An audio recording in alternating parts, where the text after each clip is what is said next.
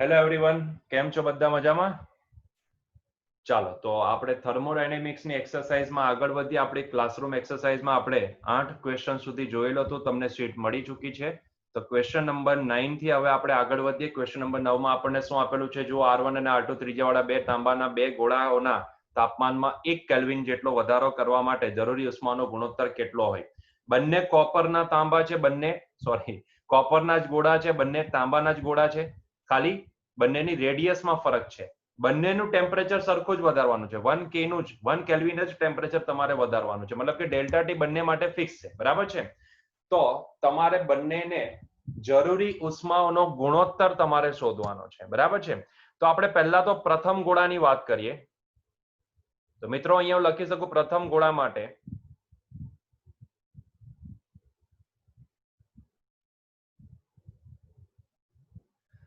માની લો કે મારે ડેલ્ટા Q1 જેટલી ઉષ્મા આપવી પડે છે.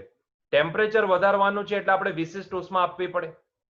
બરાબર છે? ટેમ્પરેચર વધારવાની વાત છે એટલે વિશિષ્ટ ઉષ્મા આપવી પડશે. એટલે એને હું લખીશ M × C × ડેલ્ટા ટી બરાબર. ક્લિયર છે? વિશિષ્ટ ઉષ્મા આપવી પડશે ને મારે, ટેમ્પરેચર વધારવાની વાત છે એટલા માટે. તો delta Q1 = MC delta T બરાબર. બરાબર છે? હવે જો અહીંયા માસ આપણને બંનેનું શું છે ધેટ વી ડોન્ટ નો, તો આપણે કંઈ કરશે કેમ કે રેડિયસ આપેલી છે, તો it is better that we convert that mass into the volume 1. બરાબર છે? તો આપણે માસને ડેન્સિટી ઇનટુ વોલ્યુમ વડે દર્શાવી શકીએ. બરાબર છે? તો માસ = ડેન્સિટી ઇનટુ વોલ્યુમ. કેમ કે અહીંયા તાંબુ જ છે, બંને તાંબાના જ ગોળા છે એટલે માટે બંનેની ડેન્સિટી સેમ જ હશે. તો માસને અહીંયા હું શું લખીશ? Density of copper into volume. હવે પહેલા ગોળાની રેડિયસ કેટલી છે? R1 છે, એટલે એના માટે વોલ્યુમ સ્ફેરિકલ આપણે માનીએ એટલે આ થઈ ગયું 4/3 pi R1 cube into C into delta T. બરાબર છે? તો આ પ્રથમ ગોળાની વાત થઈ. તે જ રીતે દ્વિતીય ગોળાની વાત કરીએ. દ્વિતીય ગોળા માટે માની લો મારે ટેમ્પરેચર 1 કેલ્વિન જેટલું વધારવા માટે, અહીંયા આપણે ડેલ્ટા ટી છે ને તેને 1 કેલ્વિન લખી દઈએ. ટેમ્પરેચરનો ડિફરન્સ 1 કેલ્વિન, તો finally row copper into 4/3 pi R1 cube into C. બરાબર છે? કેમ કે ડેલ્ટા ટી તો 1 થઈ ગયો. બરાબર છે? એટલે ખાલી આટલું જ ફોર્મ્યુલા બનશે. આટલી ઉષ્મા મારે આપવી પડશે. એમાં વિશિષ્ટ ઉષ્મા પાછું તાંબુ જ છે એટલે સેમ જ આવવાની છે. બરાબર છે? મટીરિયલ માટે વિશિષ્ટ ઉષ્મા સેમ જ હોય એટલે આ ડેલ્ટા Q2 આના માટે લખીશ MC ડેલ્ટા ટી. આના માટે માસ કેટલું લખું? તો rho of copper, density copper માટે સેમ જ હોય. ખાલી ફરક ક્યાં આવશે? અહીંયા યસ, વોલ્યુમ ની અંદર. That is 4/3 pi R2 cube into C into delta T. Further delta T કેમ કે 1 કેલ્વિન નો આપણે ફેરફાર લાવવાનો એટલે એને 1 પ્લેસ કરીએ તો આ થઈ ગયું 4/3 pi R2 cube times C. હવે કેમ કે આપણે સીધો રેશિયો જ લેવાનો છે તો આને સીધો રેશિયો લઈ લે delta Q1 by delta Q2, that is nothing but equal to density of copper into 4/3 pi R1 cube into વિશિષ્ટ ઉષ્મા c divide by density of copper into 4/3 pi R2 cube into c. આ બંને cancel, આ બંને cancel, 4/3 cancel, પાઈ cancel. તો ભાઈઓ મને સીધો આ ratio R1 cube by R2 cube દેખાય છે. મતલબ કે આને હું બોલી શકું it is nothing but R1 by R2 આખાનો ક્યુબ. R1 ની વેલ્યુ ટ્વાઇસ R2 બરાબર છે.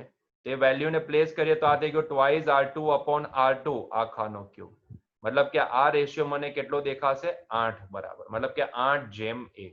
સો ડેલ્ટા Q1 જેમ delta Q2 ratio, delta Q1 જેમ ડેલ્ટા Q2 રેશિયો કેટલો આવશે? 8:1. બરાબર છે? તો correct answer should be C. C is the correct answer. મિત્રો અહીંયા આન્સર કી ની અંદર આપણને ડી આન્સર આપેલો છે, તો માઇટ બી પોસિબલ કે એ લોકો delta Q2 by delta Q1 ratio કાઢવા માંગતા હશે અને એટલા માટે ત્યાં આન્સર 1:8 આપેલો છે. બરાબર છે? તો ત્યારે આન્સર 1:8 આવશે. ક્લિયર છે? ચલો નેક્સ્ટ ક્વેશ્ચન. એક થર્મોડાયનેમિક તંત્ર અવસ્થાઓ P1V થી ટ્વાઇસ P1V અને P1V થી P1 ટ્વાઇસ V1 માં જાય છે, તો આ બંને કિસ્સામાં થતું કાર્ય કેટલો? મિત્રો વર્ક ડન ક્યારે થયેલું કહેવાય? જ્યારે કદમાં ફેરફાર થાય ત્યારે વર્ક થયેલું કહેવાય. બરાબર છે? જો કદમાં ફેરફાર 0 હોય that means no work done at all. Work done ત્યારે થયેલું કહેવાય જ્યારે કદમાં ફેરફાર દેખાય, બરાબર છે. હવે જો પહેલી અવસ્થાની વાત કરીએ તો જો અહીંયા કદ વી છે, અહીંયા બી કદ વી છે, મતલબ કે આ બંને કેસ માટે જો ડેલ્ટા વી જોવા જાવ તો delta V is equals to તો 0 છે. એનો મતલબ એ થઈ ગયો કે પહેલા કેસમાં તો કોઈ વર્ક થયું જ નથી, યસ ઓર નો, તો પહેલા કેસમાં કાર્ય કેટલું 0. બીજા કેસની વાત કરીએ તો P into delta V, work done કેટલું હોય ભાઈ, વર્ક ડન હોય P ઇન્ટુ ડેલ્ટા વી બરાબર છે. આ વર્ક ડન નું સિમ્પલ ફોર્મ્યુલા છે. અહીંયા પ્રેશર P1 છે, ડેલ્ટા વી કેટલું છે તો જો ટ્વાઇસ V1 માંથી V1 ને બાદ કરી નાખો, ફાઇનલ કદ છે ટ્વાઇસ V1, ઇનિશિયલ કદ છે V1, તો ટ્વાઇસ V1 માઇનસ V1 કરશો તો કેટલું આવશે તમને મળશે P1 ઇન્ટુ V1, બરાબર છે. ટ્વાઇસ V1 માંથી V1 કેન્સલ તો V1 બરાબર થશે, મતલબ કે P1 ઇન્ટુ V1. ભાઈ વર્ક ડન નું સિમ્પલ ફોર્મ્યુલા છે P into delta V, that we have to apply, બરાબર છે. તો એ ફોર્મ્યુલા મેં એપ્લાય કર્યું, તો પહેલા કેસમાં તો વર્ક ડન 0 આવ્યું કારણ કે ડેલ્ટા વી 0 થઈ ગયું, વી થી વી, કદમાં તો કોઈ ફેરફાર જ નહીં થયો, એટલા માટે પહેલા કેસમાં વર્ક ડન કેટલું આવ્યું 0, બીજા કેસમાં વર્ક ડન કેટલું આવ્યું P1 ઇન્ટુ વી. બીજા કેસની જો વાત કરીએ તો વર્ક ડન આટલું આવ્યું. પહેલા કેસને જો અહીંયા લખો તો work done is equals to, હું લખી શકું P into delta V. Pressure છે, પ્રેશરમાં વેરિએશન થાય છે, બરાબર છે, પણ કદમાં વેરિએશન નથી, ડેલ્ટા વી 0 છે, એટલા માટે મેં અહીંયા વર્ક ડન લખી દીધું 0, બરાબર છે. તો આન્સર શું આવશે? B. B is the correct answer. Next question. ચાલો, આદર્શ વાયુની સમતાપી પ્રક્રિયા માટે ડીપી બાય પી શું થશે? બરાબર છે. ચાલો, બહુ સિમ્પલ ક્વેશ્ચન છે. પહેલા તો મને મિત્રો અહીંયા એ જણાવો, આપણે ફટાફટ જોતા જશું કારણ કે આ સિમ્પલ ટાઈપના ક્વેશ્ચન છે, બહુ એટલા હાઈફાઈ ક્વેશ્ચન નથી, બરાબર છે. ચાલો, એમ પણ થર્મોડાયનેમિક અને પ્રોપર્ટી ઓફ ગેસમાંથી એટલા હાઈફાઈ ક્વેશ્ચન આવતા જ નથી.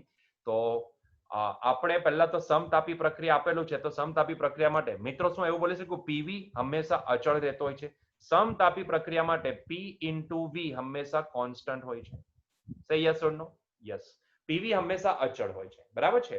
હવે જો હું શું કરું છું, કેમ કે મને ડીપી બાય પી ની કિંમત શોધવા કીધું છે, તો એક કામ કરું, બંને બાજુ વેરિએશન લઈ લઉં. ભાઈ જો કોની સાપેક્ષે વિકલન લેવાનું છે એ નક્કી નથી, પણ અહીંયા વિકલન 100% લેવાનું છે, તો આપણે એને વિકલન શું કામ બોલીએ, આપણે એને વેરિએશન બોલીએ. તો ભાઈ બંને બાજુ વેરિએશન લેતા, બંને બાજુ વેરિએશન, સ્મોલ વેરિએશન, ડેલ્ટા લખતે તો મોટું વેરિએશન લખાતે, બરાબર છે. જો અહીંયા હું ડેલ્ટા લખું તો મોટું વેરિએશન થાય, પણ મેં શું કીધું, અહીંયા સ્મોલ વેરિએશન લઈએ, બંને બાજુ સ્મોલ વેરિએશન લેતા, કેમ કે અહીંયા પી પણ વેરિયેબલ છે અને વી પણ વેરિયેબલ છે, તો બે ચલ છે, એટલા માટે આપણે અહીંયા શું લઈ શકીએ, બંને બાજુ વેરિએશન લઈ શકીએ. કોની સાપેક્ષે વિકલન લે છે ધેટ ડઝન્ટ મેટર, બરાબર છે. એ એટલું મેટર નથી કરતું. મેટર શું કરે છે, મેટર બંને બાજુ વેરિએશન લેતા, કારણ કે અહીંયા આપણી પાસે બંને ચલ છે, પી પણ ચલ છે અને વી પણ ચલ છે, તો આપણે શું કર્યું, બંને બાજુ વેરિએશન લીધું. બંને બાજુ વેરિએશન લીધું, અચળનું વેરિએશન કેટલું હોય, 0 હોય. અચળનું વેરિએશન 0 એટલા માટે વેરિએશન ઇન પી, હું આને વિકલન નથી બોલતો, શું બોલું છું, variation in P into V is 0, બરાબર છે. હવે જો અહીંયા લાગશે તો વિકલનનો નિયમ, variation is nothing but સમહાઉ it is વિકલન, તો આપણે વિકલનનો નિયમ લગાવીએ, તો આ ગુણાકારનો નિયમ લાગશે, પહેલું એઝ ઇટ ઇઝ બીજાનું વેરિએશન વત્તા બીજું એઝ ઇટ ઇઝ પહેલાનું variation, that is equals to 0. મને જોઈએ છે ડીપી બાય પી ની કિંમત, તો એક કામ કરું છું, વી ઇન્ટુ ડેલ્ટા પી ને લેફ્ટ હેન્ડ સાઈડ જ રવા દઈએ અને પહેલી ટર્મને આપણે રાઈટ હેન્ડ સાઈડ લઈ જઈએ, તો પી ઇન્ટુ ડેલ્ટા વી થઈ ગયું.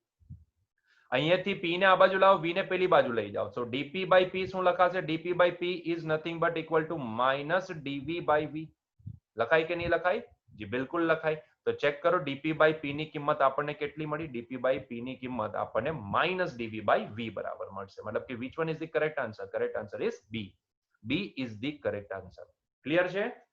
ચાલો નેક્સ્ટ ક્વેશ્ચન. આદર્શ વાયુની સમોષ્મી પ્રક્રિયા માટે what is the value of dp by p? dp by p આદર્શ વાયુની સમોષ્મી પ્રક્રિયા, કઈ પ્રક્રિયા આપેલી છે, સમોષ્મી. મિત્રો સમોષ્મી પ્રક્રિયા માટે પીવી રેસ ટુ ગામા અચળ રહેતું હોય છે, બરાબર છે. અત્યારે આપણી પાસે એવો ટાઈમ નથી કે આપણે એ વસ્તુ બી સમજાય કેવી રીતના પીવી રેસ ટુ ગામા અચળ હોય છે, ધેટ યુ ઓલરેડી નો, બરાબર છે. તો આપણે એની ચર્ચામાં નથી પડતા. પીવી રેસ ટુ ગામા અચળ રહેતું હોય છે. તો અગેન એ જ વસ્તુ મારે ડીપી બાય પી ની કિંમત જોઈએ છે, તો એક કામ કરો ને, બંને બાજુ વેરિએશન લઈ લો. Let's take variation at both the hand. So it is PV raised to gamma, that is equals to variation in constant. ફરીથી બોલું છું, વિકલન નથી બોલતો, હું શું બોલું છું, વેરિએશન બોલું છું, બરાબર છે. Variation in constant is always 0. Now what about the variation in PV raised to gamma? તો અગેન P અને V બંને ચલ છે, એટલા માટે પેલો આપણે વિકલનનો નિયમ લગાય, પહેલું as it is variation in બીજું વત્તા હવે બીજું as it is variation in પહેલું, બરાબર છે, that is equals to 0. Now what is the વિકલન of v raise to gamma? મેં તમને કહ્યું કે x રેસ ટુ n નું વિકલન શું થાય? d by dx of x raise to n શું લખશો તમે? n x raise to n minus 1 લખશો, બરાબર છે. પણ જો હું તમને ખાલી એટલું જ પૂછું કે dx રેસ ટુ n નું વિકલન શું લખશો, તો dx ને બી તમે આ બાજુ લઈ જશો, ગુણાકારમાં લઈ જશો ને, તો આને લખાશે n into x raise to n minus 1 times dx. n minus 1 times dx. તો કંઈક આવું લખાશે, કંઈક આવું જ લખાશે ને? યસ ઓર નો? ફરીથી વ્યવસ્થિત લખું તમને, વ્યવસ્થિત તમને લખી આપું આ વસ્તુને, જરાક ધ્યાનથી જોઈ લો. હું બીજા કલરની કોઈ ઇંકથી લખું છું, અહીંયા ધ્યાનથી જોજો. બ્લુ કલરની ઇંકથી આપણે લખીએ, ધ્યાનથી સમજજો. જો મિત્રો મને એમ કહેવામાં આવે કે d by dx of x raise to n, તો આ વિકલન શું લખાય? n into x raise to n minus 1. પણ જો મને ખાલી કિંમત dx રેસ ટુ n ની શોધવા કીધી હોય તો dx ને મારે જમણી બાજુ ગુણાકારમાં લઈ જવું પડે ને, તો આ થઈ ગયું n into x raise to n minus 1 times dx, બરાબર છે. તો dx રેસ ટુ n શું લખાશે? dx રેસ ટુ n લખાશે આ, બરાબર છે. કંઈક એવું જ અહીંયા પણ છે. અહીંયા x ની જગ્યાએ v છે અને n ની જગ્યાએ ગામા છે. તો ભાઈ આને શું લખાશે? dv રેસ ટુ ગામા શું થાય? તો નિયમ તો પેલો જ લાગશે, dv રેસ ટુ ગામા.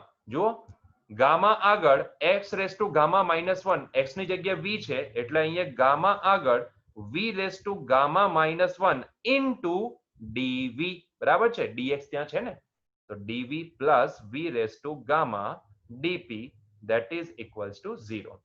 તો આપણને અહીંયા dp બાય p ની કિંમત જોઈએ છે, તો એટલા માટે હું આને v raise to gamma into dp ને લેફ્ટ હેન્ડ સાઈડ રાખું, પેલી ટર્મને રાઈટ હેન્ડ સાઈડ લઈ ગયા, તો આ થઈ ગયું minus p gamma v raise to gamma minus 1, એને v raise to gamma upon v પણ લખી શકાય ઇન્ટુ dv, બરાબર છે.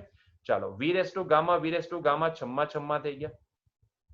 તો આપણે આને કેમ કે p ને આ બાજુ લઈને આવીએ તો dp બાય p આપણે શું લખી શકીએ? dp by p is nothing but equal to, check કરી લો, it is minus gamma times dv by v, બરાબર છે.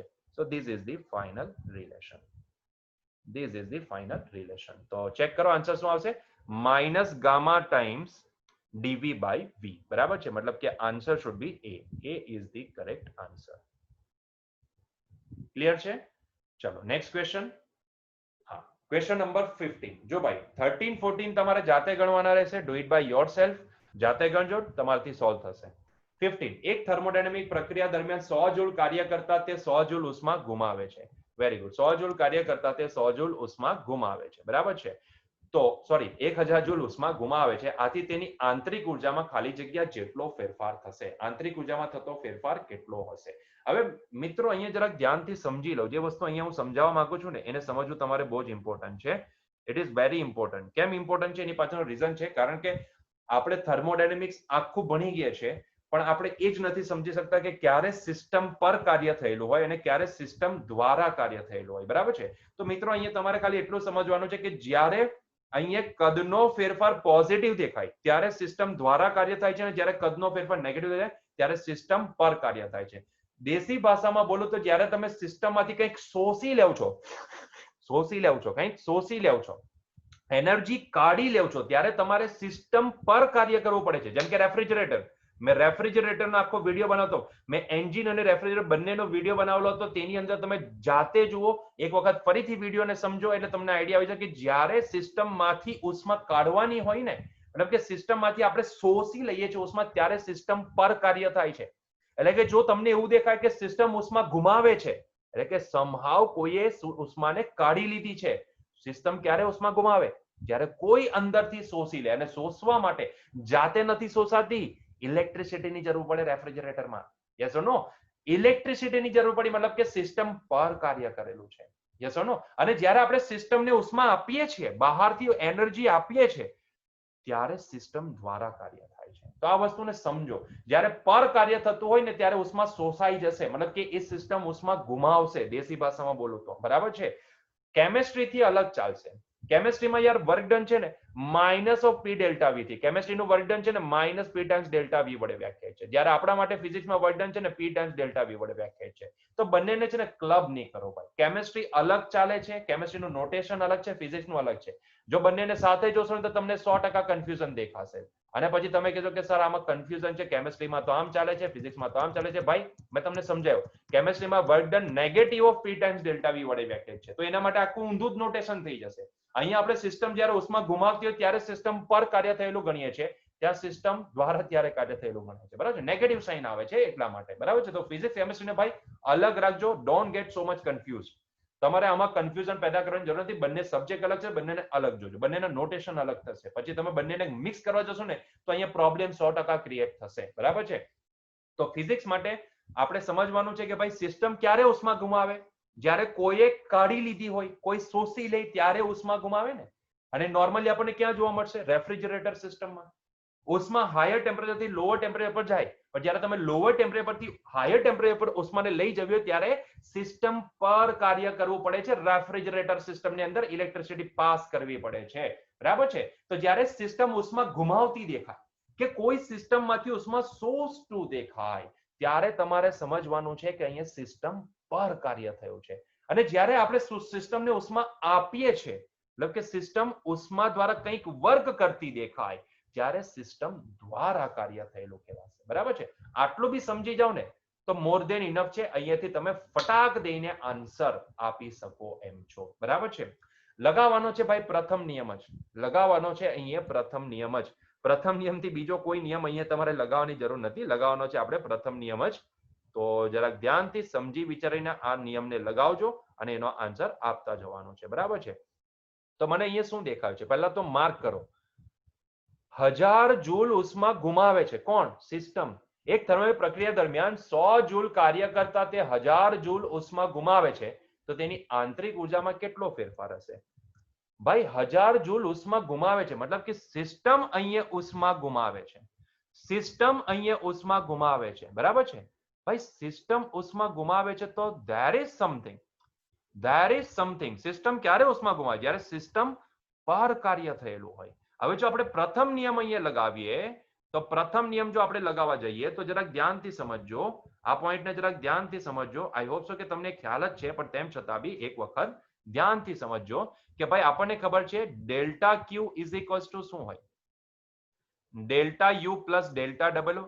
આ તો પ્રથમ નિયમ આપણને કહે છે જો હું ડેલ્ટા ક્યુ જેટલી ઉષ્મા સિસ્ટમને આપું તો એમાંથી અમુક ભાગ આંતરિક ઉર્જાના ફેરફારમાં યુઝ થઈ જાય અને બાકીનો ભાગ ક્યાં જાય છે? વર્ક ડન ની અંદર જાય છે, બરાબર છે. અમુક ભાગ વર્ક ડન ની અંદર ગયો તો બાકીનો ભાગ ક્યાં ગયો? આંતરિક ઉર્જાની અંદર.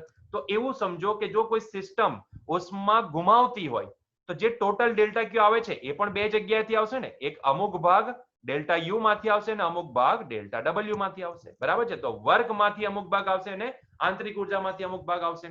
હવે કેમ કે સિસ્ટમ ઉષ્મા ગુમાવે છે, ફરી ફરીને એ જ વસ્તુ બોલું છું, સિસ્ટમ ઉષ્મા ગુમાવે છે અને આપણે આંતરિક ઉર્જાનો ફેરફાર જોવો છે તો આંતરિક ઉર્જાનો ફેરફાર કેટલો લખી શકું? Delta Q minus delta W બરાબર લખી શકું, બરાબર છે. ચાલો, what is the value of delta Q? Tell me what is the value of delta Q? Delta Q શું લખું? જાતે સમજીને મને કહો. What should be the value of delta ક્યુ?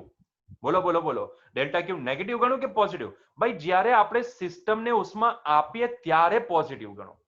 જ્યારે સિસ્ટમમાંથી ઉષ્મા કાઢી લઈએ છીએ ત્યારે આ ઉષ્મા ગુમાવે છે. ગુમાવે એટલે સમથિંગ નેગેટિવ. તો આ ડેલ્ટા ક્યુ આપણા માટે શું હશે? નેગેટિવ. મતલબ કે whatever the value is given that is negative. That is negative -1000 joule. Yes or no? Minus. અચ્છા, વર્ક ડન. શું સિસ્ટમ પર કાર્ય થયું હશે કે સિસ્ટમ દ્વારા કાર્ય થયું હશે? ભાઈ કસેથી આપણે ઉષ્મા શોષીએ છે સિસ્ટમમાંથી ઉષ્મા ગુમાવે છે મતલબ કે સિસ્ટમમાંથી ઉષ્મા શોષાઈ જાય છે. સિસ્ટમમાંથી ઉષ્મા શોષાઈ જાય છે. What it means? એનો મતલબ શું છે? What it means? જાતે વિચારો. સિસ્ટમ ઉષ્મા ગુમાવે છે મતલબ કે સિસ્ટમમાંથી ઉષ્મા શોષાય છે મતલબ કે સિસ્ટમ પર કાર્ય થાય છે મતલબ કે વર્ક ડન નેગેટિવ હશે, બરાબર છે. તો ટોટલ જોઈ લો કેટલું આવી ગયું? -1000 માઇનસ માઇનસ પ્લસ 100. આન્સર નીકળશે -900 જૂલ. આન્સર નીકળશે -900 જૂલ. તો which one is the correct answer? Correct answer is A. A is the correct answer. મતલબ કે એવું સમજો કે અહીંયાથી આંતરિક ઉર્જાએ પોતાનો 900 જૂલનો ભાગ અને વર્ક ડને પોતાનો 100 જૂલનો ભાગ બંને આઈપા એટલે માઇનસ થયું. મેં કોઈને આપ્યું એટલે મારામાંથી ઘટાડો થયો, બરાબર છે. મેં કોઈને કંઈક આપ્યું છે એટલે કંઈક ઘટાડો થયો છે. એટલે ધ્યાનથી સમજજો. 900 જૂલના મૂલ્યની એનર્જી અને વર્ક ડન માંથી 100 જૂલની એનર્જી બંને ભેગા થયા એટલે ટોટલ બની 1000 જૂલની એનર્જી. એ આણે બંને આપી ત્યારે આટલી ઉષ્મા રિલીઝ થઈ કહેવાય, બરાબર છે. અને રિલીઝ થઈ આપી એટલા માટે આગળ સાઇન શું લાગી જાય? માઇનસ લાગી જાય. Yes or no? પોઈન્ટ બહુ સિમ્પલ છે. ક્યારે વર્ક ડન પોઝિટિવ ગણવું, ક્યારે નેગેટિવ, ફોર્મ્યુલાના ચક્કરમાં નહીં પડો. સીધું વિચારો કે જ્યારે તમે કોઈને કંઈ આપો છો, એમનેમ 1000 જૂલ કેવી રીતના આવી? એમનેમ 1000 જૂલ કેવી રીતના આવી? કારણ કે 100 જૂલ વર્ક ડન માંથી આવી હશે ને બાકીની 900 જૂલ ક્યાંથી આવી હશે? આંતરિક ઉર્જામાંથી હશે. બંને ભેગી થઈને 1000 જૂલ બની. અને કેમ કે સિસ્ટમે આપી, સિસ્ટમે ગુમાવી, એટલે માઇનસ સાઇન લાગશે. ઠીક છે? એટલે -900 -100 થઈને તમને -1000 મળશે. ક્લિયર છે? ઓકે, હોપ સો કે તમને પોઈન્ટ ક્લિયર થયો હશે. ચલો નેક્સ્ટ પોઈન્ટ, નેક્સ્ટ ક્વેશ્ચન. એક થર્મોડાયનેમિક પ્રક્રિયામાં વાયુનું દબાણ બદલાતા તે 200 જૂલ ઉષ્માનું ઉત્સર્જન કરે છે. જો ઉત્સર્જન કરે છે અને તેના પર 100 જૂલ જેટલું કાર્ય કરવામાં આવે છે. જો વાયુની પ્રારંભિક આંતરિક ઉર્જા 10 જૂલ હોય તો અંતિમ આંતરિક ઉર્જા કેટલી હશે? ચલો મેળવીએ. પ્રથમ નિયમ પરથી ભાઈ સાહેબ delta Q is equals two શું લખાય? Delta you plus delta W લખાય. કેમ કે મારે ડેલ્ટા યુ જોઈએ છે, તો delta you is equals to હું શું લખું? Delta Q minus delta W લખું. બરાબર છે? અચ્છા, ડેલ્ટા યુ માં બી, સોરી આ ડેલ્ટા યુ છે, વી નથી, it is you. Delta you એટલે શું? ફાઇનલ માઇનસ ઇનિશિયલ, મતલબ કે u2 minus u1. u2 minus u1 that is equals to delta q minus delta w. Clear છે? Now what is the value of u1? Initial પ્રારંભિક આંતરિક ઉર્જા કેટલી છે? 10 જૂલ છે. તો u2 minus 10 that is equals to, અચ્છા, શું અહીંયા 200 જૂલ ઉષ્માનું ઉત્સર્જન કરે છે સિસ્ટમ? જી હા, 200 જૂલ ઉષ્માનું ઉત્સર્જન કરે છે, ગુમાવે છે એટલા માટે -200. માઇનસ, હવે જો ગુમાવે છે તો સિસ્ટમમાંથી કેવી રીતના ઉષ્મા નીકળી હશે? સિસ્ટમમાંથી શોષાઈ હશે તો નીકળી ને. મતલબ કે સિસ્ટમ પર વર્ક થયું હશે. સિસ્ટમ પર વર્ક થયું હોય એટલા માટે અહીંયા સાઇન શું લાગી જશે? વર્ક ડન બી સિસ્ટમ પર વર્ક થયું છે એટલા માટે માઇનસ. મતલબ કે આ કેટલા થઈ ગયા? -200 +100 અને આ છે -10 u2. So u2 can be written as કેમ કે -200 +100 કેટલા થઈ ગયા? -200 +100 એટલે -100 અને આ +10 પેલી બાજુ જશે એટલે આ કેટલા થઈ ગયા? -100 +10, મતલબ કે આપણે બોલી શકીએ -90 જૂલ. બરાબર છે? તો આપણે એવું બોલી શકીએ આંતરિક ઉર્જાએ પોતાના હિસ્સામાંથી -90 જૂલ આપી, મતલબ કે 90 જૂલ આપી, અને વર્ક ડને પોતાના હિસ્સામાંથી 10 જૂલ આપી. બંને ભેગા થયા ત્યારે જઈને અહીંયા 200 જૂલ તમને મળે છે. બરાબર છે? ઓકે, 100 જૂલ મળે છે. અને પ્રારંભિક અને ઇનિશિયલ વચ્ચે એકચ્યુઅલી આ 10 નથી, ટોટલ 100 છે. બરાબર છે? ટોટલ 100 છે. ચલો, મતલબ કે હું લવારા પાડી ગયો. અચ્છા, હા, આ પ્રારંભિક મતલબ કે આને ટોટલ આંતરિક ઉર્જા ટોટલ 100 આપી અને વર્ક ડને ટોટલ 100 આપી. બંને ભેગી થઈને 200 જૂલ બની અને એ ગઈ ક્યાં?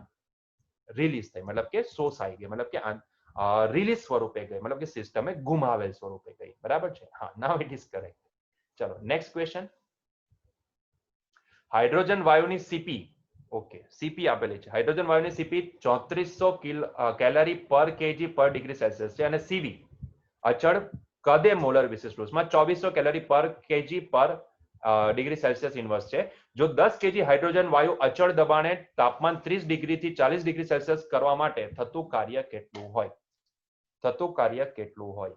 ઓકે, આનો પણ આન્સર આપીએ આપણે. પહેલા એ સમજી લો, તમારે અહીંયા વર્ક ડન શોધવાનો છે. હવે વર્ક ડન માટે ધ્યાનથી સમજજો. આપણે વર્ક ડન શોધવાનું છે તો હું પહેલા તો પ્રથમ નિયમ લખી દઉં, delta Q is equals to delta you plus delta W હોય. કેમ કે મારે વર્ક ડન નો ફેરફાર જોઈએ છે એટલે delta W is equals two લખી શકું ઉષ્માનો ફેરફાર માઇનસ આંતરિક ઉર્જાનો ફેરફાર. હવે અહીંયા જે લખવાનું છે ને ધેટ ઇઝ વેરી ઇમ્પોર્ટન્ટ. મિત્રો, જ્યારે આંતરિક ઉર્જાનો ફેરફાર થાય એટલે કે ટેમ્પરેચરનો ફેરફાર થતો હોય ત્યારે શું કદ બદલાય? કદ બદલાશે? નહીં બદલાશે. કદ નહીં બદલાશે એટલે આ ડેલ્ટા યુ ને હું એવું બોલી શકું કે અચળ કદે ટેમ્પરેચરમાં થતો ફેરફાર દર્શાવે. યસ ઓર નો? અને જ્યારે આપણે ડેલ્ટા ક્યુ ની વાત કરીએ એટલે કે જ્યારે હું ઉષ્મા આપું છું ત્યારે શું અહીંયા દબાણ બદલાશે? નહીં બદલાશે. બરાબર છે? અચળ દબાણે આપણે ઉષ્મા આપીએ છીએ. બરાબર છે? તો સમહાવ આ ડેલ્ટા ક્યુ જ્યારે હું લખીશ તો ડેલ્ટા ક્યુ સ્વરૂપે આપેલી ઉષ્મા એ અચળ દબાણે હશે. અને જ્યારે આંતરિક ઉર્જાનો ફેરફાર આપણે જોઈશું ત્યારે એ અચળ કદ હશે, કારણ કે જો કદ બદલાય તો વર્ક ડન થયેલું કહેવાય ને. કદ બદલાતું હોય ત્યારે વર્ક થયેલું કહેવાશે. તો જ્યારે માત્ર ટેમ્પરેચરમાં જ ફેરફાર થાય છે તો somehow it is at the constant volume, બરાબર છે, એ અચળ દબાણે થતો હશે. Yes or no? તો એના ઉપરથી ધ્યાનથી જોજો, આ ડેલ્ટા ક્યુ ને હું કેટલી લખી શકું, કારણ કે આપણે ઉષ્મા આપીએ છીએ ને, તો એને હું લખી શકું M at constant pressure CP delta T લખી શકું, બરાબર છે, માઇનસ ડેલ્ટા યુ કેટલો લખી શકું, તો આને હું લખી શકું એમ, કેમ કે અચળ કદે છે એટલે એમ સીવી ડેલ્ટા ટી લખી શકું, બરાબર છે. તો somehow it is now become M અને ડેલ્ટા ટી કોમન નીકળી ગયા એટલે આ થઈ ગયું CP minus CV into delta T. So what is the mass? Mass કેટલું આપેલું છે આપણને અહીંયા? 10 kg. તો m ની વેલ્યુ આપણને 10 kg આપેલી છે. cp ની વેલ્યુ બી તમને આપી દીધી છે 3400 કેલરી. સો 3400 માઇનસ આ આપેલી છે 2400 કેલરી, મતલબ કે 2400,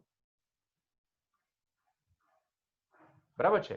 સો it is 2400 into delta T. ટેમ્પરેચરનો ફેરફાર કેટલો છે? ટેમ્પરેચરનો 30 થી 40 ડિગ્રી, મતલબ કે 10 નો જ ફેરફાર લાવવા કીધું છે આપણને, બરાબર છે. તો અહીંયા 10 નો જ આપણને ફેરફાર લાવવા કીધું છે. તો હવે એ બધા પોઈન્ટને આપણે અહીંયા એપ્લાય કરીએ તો સમહાઉ I can say that it is 10 10 100, એટલે આ થઈ ગયા 100, અને એ પાછા મલ્ટીપ્લાય 3400 માંથી 2400 જાય એટલે અહીંયા બી કેટલા થઈ ગયા? 100. 3400 માંથી 2400 ને આપણે બાદ કરીએ તો એ થઈ જશે 1000, મતલબ કે આ થઈ ગયા 10 નો 3 અને 10 નો 2, 10 નો 2 ઘાત ગુણ્યા 10 નો 3 ઘાત, મતલબ કે 10 ટુ ધી પાવર આ થવું જોઈએ 5. 10 ટુ ધી પાવર 5, મતલબ કે which one is the correct answer? જો તમે એ કરેક્ટ આન્સર શોધશો, બરાબર છે, તો એ આન્સર આપણને મળશે 10 ટુ ધી પાવર 5. 5 મીંડા 1 2 3 4 5, મતલબ કે answer should be C. C is the correct answer. C should be the correct answer, બરાબર છે. આપણે સી આન્સર આપી શકીએ. ચેક કરી લો એક વખત. I think it is correct. C should be correct answer. Yes, it is correct. બરાબર છે, 10 to the power 5 થશે. Okay, so this is the question number 17. Next, question number 18. એક દ્વિપરમાણિક વાયુને અચળ દબાણે Q જેટલી ઉષ્મા આપતા વાયુ દ્વારા થતું કાર્ય કેટલું હોય? અચ્છા, એનર્જી કેટલી આપીએ છીએ આપણે? Q જેટલી ઉષ્મા આપીએ છીએ. તો વર્ક ડન તમારે શોધવાનું છે. દ્વિપરમાણવિક વાયુ આપેલો છે, વર્ક ડન તમારે શોધવાનું છે. તો ફરીથી પાછું એનું એ જ ફોર્મ્યુલા આપણે પ્રથમ નિયમને જ અપ્લાય કરીએ. So delta Q is equals to delta U plus delta W, and I asked to find out work done, delta W, that is equals to delta Q minus delta U, બરાબર છે. કેમ કે ઉષ્મા આપીએ છીએ ત્યારે આપણે ગણીએ છીએ કે ત્યારે પ્રેશર શું હશે? કોન્સ્ટન્ટ. આપણે કોન્સ્ટન્ટ પ્રેશરે ઉષ્મા આપીએ છીએ, બરાબર છે. ત્યારે આપણી પાસે એટલો ટાઈમ નથી આ બધી વસ્તુ સમજાવવાનો. That's why I'm moving very rapidly. Delta U, because we have to complete the next chapter also, and then after we have to start our electrostatic also. So that's why. જો આપણી પાસે બહુ time હતો ને તો આ બધી વસ્તુ સમજ કે કેમ અહીંયા કોન્સ્ટન્ટ પ્રેશર, કેમ અહીંયા, કેમ કે એ લોજિકલ વસ્તુ છે, તમે સમજી પણ શકો છો.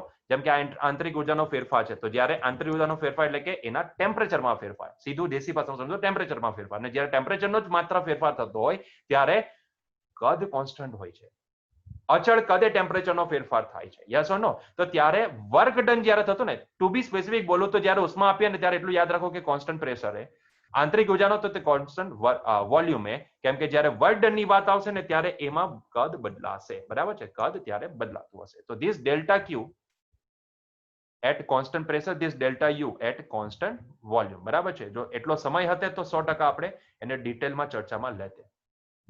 ચલો, તો અહીંયાથી એક કામ કરું, delta Q times at constant pressure આપણે કોમન લઈ લઈએ. તો આ થઈ ગયું 1 માઇનસ delta U at constant volume divided by delta Q at constant pressure. ઠીક છે. ચલો, delta Q at constant pressure આપણે કેટલી ઉષ્મા આપીએ છીએ? ઇટ ઇઝ Q બરાબર ઉષ્મા આપણે આપીએ છીએ, બરાબર છે. It is 1 minus. કેમ કે આવું શું કામ કર્યું મેં, એની પાછળનું રીઝન છે, કારણ કે બીજી કોઈ ઇન્ફોર્મેશન તમને આપી નથી, એટલે સમહાવ મારે CPCV પાસે જવું પડશે, એટલા માટે મેં આ રેશિયો લઈ લીધો. હવે delta U at constant volume એ કેટલું લખી શકું? યસ, કેમ કે આ વાયુ છે ને, આ વાયુ છે એટલા માટે MC ડેલ્ટા ટી નહીં લખાશે, કારણ કે અહીંયા નંબર ઓફ મોલ્સ મારે કન્સિડર કરવા પડશે, તો NCV ડેલ્ટા ટી લખાશે, બરાબર છે. અને આને હું શું લખીશ? તો NCP ડેલ્ટા ટી. કેમ કે આ વાયુ આપેલો છે ને, તો ત્યારે નંબર ઓફ મોલ મારે કાઉન્ટ કરવા પડશે. So that's why I am considering this n. બરાબર છે, નંબર ઓફ મોલ મેં અહીંયા કન્સિડર કર્યા. ઓકે, ધેન વોટ હેપન, અહીંયાથી n કેન્સલ થઈ જશે, ડેલ્ટા ટી કેન્સલ થઈ જશે. તો what is remaining over here? Here remaining thing is this much, q into, yes, q into 1 minus cv by cp. હવે દ્વિપરમાણવિક વાયુ આપેલો છે, તો what is the value of cv? I am sorry કે હવે એ બધી વસ્તુ ડિટેલમાં આપણે ચર્ચામાં નથી પડતા. તમે ડાયરેક્ટલી લખી શકો, ઇટ ઇઝ 5/2 times r. અને આઈ હોપ સો કે તમને આ ખ્યાલ હશે, તમને યાદ હશે. અને cp કેટલું છે? તો 7/2 times r. દ્વિપરમાણવિક વાયુ આપેલું છે, તો r કેન્સલ થઈ જશે, 1/2 કેન્સલ થઈ જશે. તો બચ્ચાઓ અહીંયા બચ્યું શું? q into 1 minus 5/7. મતલબ કે આને હું શું લખી શકું? It is nothing but 7 minus લસા લઈ લો એટલે 2/7 times q. તો વર્ક ડન કેટલું થયેલું હશે? વર્ક ડન થયેલું હશે 2/7 times q બરાબર. બરાબર છે. તો which one is the correct answer? અગર જો આન્સર જોઈએ તો which one is the correct answer? Option check કરો, 2/7 times q, મતલબ કે c is the correct answer. બરાબર છે, c is the correct answer. Clear? તો અહીંયા આપણે આજનો લેક્ચર પૂરો કરીશું. મળીશું નેક્સ્ટ લેક્ચરની અંદર. કોશિશ કરીશું જલ્દીથી આપણે આ ચેપ્ટરને પૂરું કરી શકીએ, કેમ કે પાછળનું હીટ એન્જિન અને રેફ્રિજરેટરનો તો મેં અલગથી વિડીયો બનાવેલો જ હતો. અહીં 18 સુધી પહોંચી ગયા છે. જલ્દીથી પૂરું કરીશું કે જેથી. અચ્છા, બીજી એક વસ્તુ વિદ્યાર્થી મિત્રો, મેં ઓલરેડી પ્રોપર્ટી ઓફ ગેસના જે બી ક્વેશ્ચન્સ છે, એના જે બી આખા વિડીયોઝ છે, એ બધા મેં અપલોડ કરી દીધા છે. તો જો તમે ચેનલને ત્યાં સબસ્ક્રાઇબ કરી હશે, માધવવાગની ચેનલને, તો તમને એનો નોટિફિકેશન આવી જ ગયું હશે. અને નહીં આવ્યું હોય તો હું તમને ફટાફટ શેર પણ કરતો જઈશ. એટલે બંનેને સાથે જોવાનું ચાલુ કરજો કે જેથી કરીને આપણે નેક્સ્ટ વીકથી ઇલેક્ટ્રોસ્ટેટિક ફટાફટ સ્ટાર્ટ કરી શકીએ. બરાબર છે? તો ચાલો અહીંયા આપણે આપણો લેક્ચર એન્ડ કરીશું. Till that enjoy your day. Thank you.